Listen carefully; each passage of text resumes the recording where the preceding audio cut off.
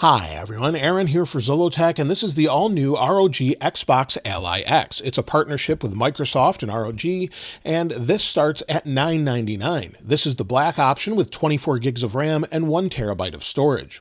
Now there is an option that's $599, but that's called the ROG Xbox Ally, and it has 16 gigs of RAM and 512 gigabytes of storage. So let's go ahead and open this up, see what we've got here. I just bought this today, picked it up actually at the local Best Buy. So let's go ahead and open it up here. We'll take the cover off, and of course we'll unbox it, set it up, see what we've got.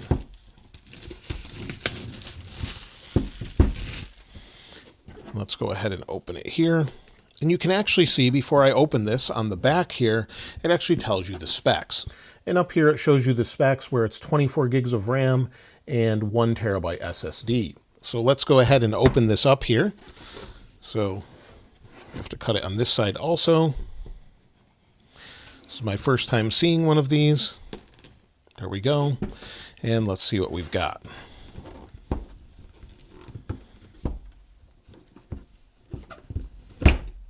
There we are. So on the top of the box here, it looks like it comes with an included stand. So you'll see it's just sort of a cardboard or plasticky stand. It looks like it's more like it's cardboard, but it comes with a little stand included. So let's go ahead and open this up here, pull this piece out, and now we have the device itself. It's actually pretty heavy. We'll set this aside just for a moment to see what's included in the box. So it looks like we've got a couple different things here. Let's open this up. This looks like it's our paperwork, so just gaming handheld, of course warranty information, and a couple extra little things here. And then this should be our charger. So if we open this up here, there we go. We have a charger included in the box. So it's USB-C. So you can see that here, and you'll see on the charger, it says it's a 65 watt charger. So 65 watt USB-C. I like that it's a standard, so we of course can charge it with something else as well. The overall size is pretty significant. We'll compare this with other devices in just a moment, and let's take a look around the outside. Now, one of the things we get with the ROG Xbox Ally X compared to the base model is we have impulse triggers. So it's similar to what we have on the Xbox controller. And then, of course, on the top here, you can see we have a power button. We also have a headphone jack or a 3.5 millimeter jack, an SD card slot, some vents, of course, some volume buttons, some status lights, as well as USB-C. One of them is a USB 4 port, so that's great to see. On the front, of course, we've got our analog sticks, D-pad, we've got an Xbox button, it looks like an ROG button, and then our typical menu or select buttons here. Then we've got what look to be speakers here on the front, and then if we flip it over to the back, we've got more venting, and we've got a couple buttons here as well. So the triggers, the buttons, and again, more vents on the top. To compare it with other devices as far as overall size, here's a PlayStation Portal device. So this gives you an overall size difference or comparison here. So that shows you the size. And if we take a look at the top, now the Portal is not a full gaming machine either. It's sort of just a streaming machine. But I do have a Switch 2 here as well, just to compare size. So you'll see, again, the Switch 2 side by side. Very different. Of course, the ROG Xbox Ally X is more powerful and has more significant hardware inside, but you can see that's the overall size difference. So the screen is much bigger on the Switch 2, but the Xbox Ally X actually has a 7-inch display that's HD, but it is a 120 Hz display. Now internally, we have the AMD Ryzen Z2 Extreme processor. The base model is the Ryzen Z2A processor. This also has 24 gigabytes of LPDDR5X 8000 RAM, along with a 1 terabyte M.2 2280 SSD. Now, before we get started, to protect the ROG Xbox Ally X, today's sponsor Dbrand has you covered with the new Xbox Ally X kill switch, and it carries the Designed for Xbox certification. It's made of a blend of impact-resistant and structurally rigid thermoplastics, so if you do manage to drop it or maybe rage quit irresponsibly, it should keep everything working like always. The kill switch adds just 2.5 millimeters to the thickness, providing your Xbox Ally X with precision that fits like a glove, but also adds the ultimate grip with textured dots you can't see, but results in a very grippy way to hold the Xbox Ally X. Dbrand also includes some ergonomic grip sticks for the thumbsticks that can be easily installed or removed without adhesive. The built-in kickstand also has room to store your extra micro SD cards. It also comes with a travel cover that's rated for 100 pounds of crush force to keep everything safe. You can save $10 on an Xbox Ally X kill switch when you bundle a screen protector along with it, and the kill switch is available nationwide at Best Buy now as well. And I'll link it in the description so you can check it out. Let's go ahead and plug it in so we can get this set up here. We'll turn it on for the first time there. You can see it lights up around the analog sticks here. So there we go. First boot up, it looks like it's booting up Windows. We do have a 7-inch display, 1080p IPS display at 120 Hz. It supports AMD FreeSync Premium with a variable refresh rate. And this glass is Corning Gorilla Glass Victus Plus. It also has a DXC anti-reflection coating. So that should help with reflectivity or overall reflections. So it is taking quite a bit of time to boot up, but again, let's wait for it to complete booting and then we'll get it set up. So that's a bit odd that it booted right into Windows, but let's go ahead and continue in English. It is a touchscreen as well. I'll choose my region. And it says keyboard layout. Again, very odd that this is Windows. No, we don't want to add a second keyboard. And it says let's connect to a network. So we'll connect to one here. We'll tap next after it's connected to Wi-Fi. It's going to check for updates first. I was really hoping this would be more like an Xbox setup, not Windows, but I guess that's what you get with this particular device. It does have the Xbox experience on it though. So now we have to review the license agreement, tap accept. Then it says let's name your device, so we'll have to go in and name it here. Now it says just a moment again. Now it's checking for Windows updates again, so we'll give it a moment. Now it does have an update. It says step 1 of 3 downloading, and I have pretty fast connectivity, but so far it's fairly slow. So this must be a huge update. Now I am a bit disappointed that we have to do Windows updates and things like this. It feels very much like you're setting up a new PC rather than a game machine. So Xbox or Microsoft really should have worked a little bit better on this with ROG, but hopefully the experience gets better from here. Based off of this is going to take a while as I have 1000 megabits per second down and it's only at 6%. So we'll come back when it's complete. That took about 20 minutes or so. Let's go ahead and sign in with Microsoft here. So give it a second. We have to add a Microsoft account just like you would with Windows. It says, do you want to use your fingerprint to sign in more securely? Sure, let's see if we can do that. So we'll go ahead and continue to set this up. I wasn't aware that the button on top was a fingerprint sensor, so that's great. It's all set. Now we can go to next. Now we can set a PIN, so we can create a PIN for the device as well. And then you have your typical Windows privacy settings. So we'll just tap next for now. I don't want personalized offers or any of that. Of course, you'll find my device and location. I'll keep that on. We'll tap accept. It says getting things ready for you. Again, like a Windows computer desktop here that you can see in the background. It says get more from your Asus device. We can get notifications or not have any of those. And it comes with free Xbox Game Pass Premium. Now, I technically already have some of this, but we'll go ahead and claim it anyway. And it booted up just like Windows and says getting update ready. So we've had about 3 updates now, including this one. It says sign in with your Microsoft account to continue, which we already did, so it's going to make me do it again, I guess. So now we're on the main screen. So this is what it looks like just after you finally install all those updates and boot up. We'll hit these buttons. Let's see what we've got here. We've got the overlay here for ROG. It says initializing. And then we have different modes. We can operate in turbo or performance or whatever we choose here. So I'll just leave it alone, but we have resolution, 720p, 900p, 1080p. So you have that option. Show desktop. You can see that if you'd like. And we'll get rid of this. You can hear the fan a little bit too. So if I bring it up close.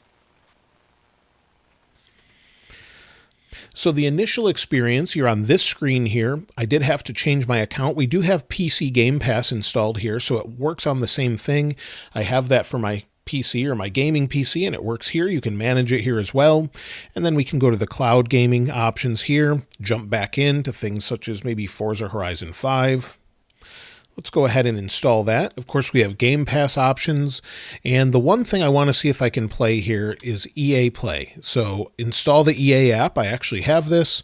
Let's go ahead and install this. See if we can get Battlefield 6 running on here as well.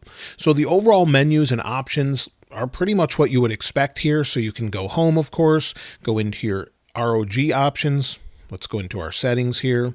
You have mic on, mic off, exit the full screen experience, and your different power options. So you have a couple different things layered on top of one another, but I think most users will just get to this screen, go home, and go here. But you can technically manage Windows updates and more from here, but I don't think most people should have to do that or really want to do that either. If we go into the LIX, let's go ahead and let's go. It's installing the EA app. It's just like installing it on a PC. We also have Steam here as well, so you could play maybe things like Cities Skylines. Maybe I should try that as well. So you can use the touch screen, or you can scroll with your controller here. And then also, if we hit the Xbox button, we have our different apps that are installed. So EA, in theory, although it looks like it's wanting me to enter my different account information here. So you'll see here's Battlefield 6 in the EA store now. We'll go ahead and download and install it on this device. So we'll go ahead and download here and download. And of course, this is going to take a little while. So I'll let all of these install, then we'll come back and see what it's like to actually use them. But if we want to go home, we can again go to Xbox. We can go to Steam if we want and sign in with that. So again, updating Steam just like you would typically see on a PC. Now I finished installing Battlefield 6. We're still installing some other things, but if I turn this on, I wanted to show you the welcome screen is the Windows Hello screen. This is odd that it's not an Xbox welcome screen or ROG or something along those lines, but you can swipe up like you could on Windows or place your finger on the fingerprint sensor and you get right into your main screen. Now, the other thing is I had an app crash and I had to figure out how to stop that or end the task, and you just press and hold this button here and you go into lock or task manager. It's sort of like Control-Alt-Delete there. I'm done installing updates. I had to install Windows updates, Xbox updates, as well as ROG Armory Crate updates. This really needs to be consolidated, but let's go ahead and see if we can go into our game and try it out now. Now, one thing I wanted to note is if you press and hold the Xbox button here, you'll go into a mode where you can go maybe back to your updates. So again, press and hold, swipe over, you can go to your updates here, go back, you can go to the desktop, but typically most people will just press it once. Now let's go into EA, see if we can load Battlefield 6. While the game was loading, I measured the overall decibel level, and we hit up to about 90 decibels if you put the decibel level right over the speaker, but it's around 75 decibels at the full volume, so the speakers do sound pretty good, not incredible, but pretty decent overall. We're waiting for the shaders to compile, and then we'll take a look at how well this runs. Now, by default, Battlefield 6 is at 720p. You can see the frame rate here with the simple overlay in the upper right, but if we switch it to 1080p, it slows down a little bit. So if we go back into our options, and then we'll go over to graphics here, and then we'll go all the way down here, and again, we'll change it to 1080p, apply, keep, and then if we go back out here, see if we can get back out, you'll see it dropped a little bit, but it stays around 60 frames per second or so. And it's very playable, no real issues here with Battlefield 6.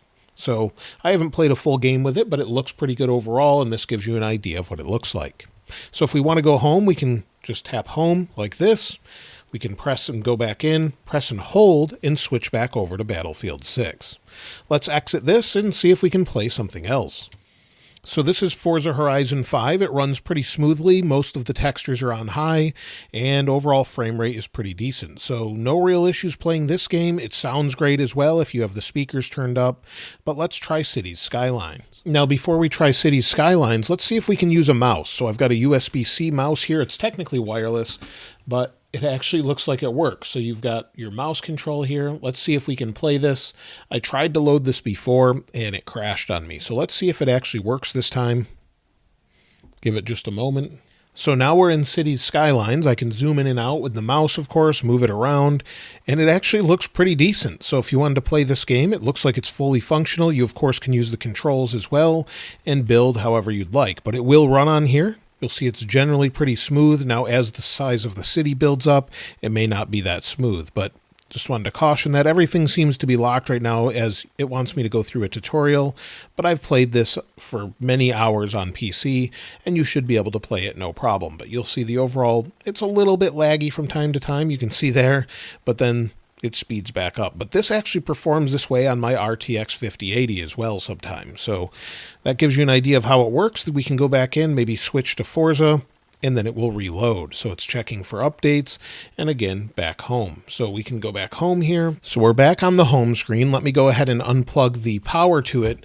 And one thing I wanted to mention is the battery size varies depending on which version you get. So this has an 80 watt-hour battery. The base model has a 60 watt-hour battery. And the overall weight I didn't mention before, but it's 715 grams.